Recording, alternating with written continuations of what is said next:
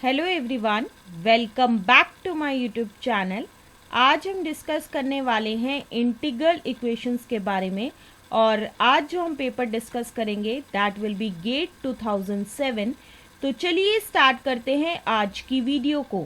आज का हमारा क्वेश्चन क्या है, the value of alpha for which the integral equation that is y of x जो कि किसके बराबर है, that is alpha into integral from 0 to 1 e की power x minus t into yt into dt has non-trivial solution is।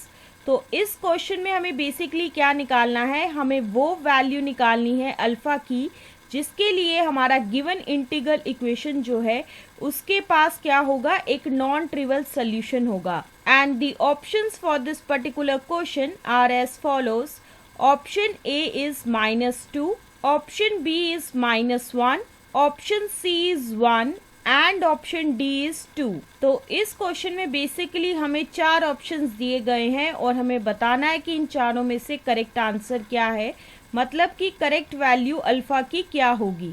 तो चलिए discuss करते हैं इस क्वेश्चन के सॉल्यूशन को। सबसे पहले हम लिखेंगे the given integral equation is that is y of x जो है वो किसके बराबर होगा, that is alpha into integral from 0 to 1 e की power x minus t into y t into D t which further implies that y of x जो है वो किसके बराबर होगा, that is alpha into e की power x into integral from 0 to 1 e की power minus t into y t into D t, और हम मान के चलेंगे कि ये जो है इक्वेशन नंबर 1 है। अब हमारा नेक्स्ट स्टेप ये होगा कि हम मान के चलेंगे कि c जो है वो किसके बराबर है, that is integral from 0 to 1 e की power minus t into y t into D t, और हम मान के चलेंगे कि ये जो है इक्वेशन नंबर 2 है। अब हम यूज करेंगे इक्वेशन 2 को इक्वेशन 1 में, तो उससे हमारी इक्वेशन 1 कुछ इस तरीके की होगी।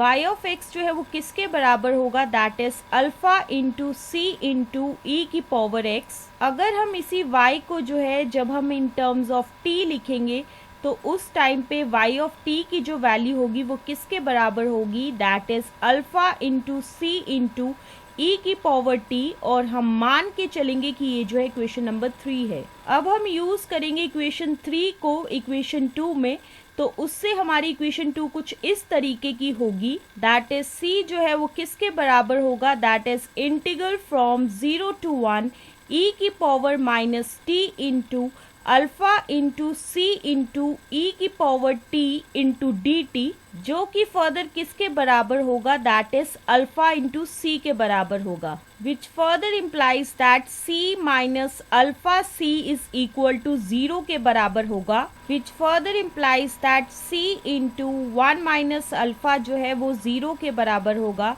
और हम मान के चलेंगे कि ये जो है इक्वेशन नंबर 4 है। अगर हम c को जो है इक्वल टू 0 लेंगे तो उस टाइम पे y ऑफ x की जो वैल्यू होगी वो क्या होने वाली है, that is alpha into C into E की पावर x, जो कि किसके बराबर होगा, दैट इज 0 के बराबर होगा। सो इससे हमें क्या मिला कि जब भी हम c को जो है वो 0 लेंगे तो उस टाइम पे हमें y ऑफ x जो है वो किसके बराबर होगा, दैट इज 0 के बराबर होगा। सो इस केस में क्या है, y जो है वो एक ट्रिवियल सोल्यूशन है, लेकिन हमें क्वेश्चन में पूछा गया है कि हमें वो अल्फा की वैल्यू निकालनी है जिस टाइम पे क्या होगा कि इस इंटीग्रल इक्वेशन का जो है वो एक नॉन ट्रिवियल सोल्यूशन होना चाहिए। So for non trivial solution c को जो है वो नॉट इक्वल टू 0 होना पड़ेगा। So from equation 4 we get that is 1 minus alpha जो है वो 0 के बराबर होगा, so which further implies that alpha जो है वो 1 के बराबर होगा। सो इसी वजह से जो है ऑप्शन सी जो है वो बिल्कुल सही है। So that's why option C will be the answer of this question. So this is the explanation to this particular question, and with the explanation of this question, this is the end of this video. Stay tuned for the next video.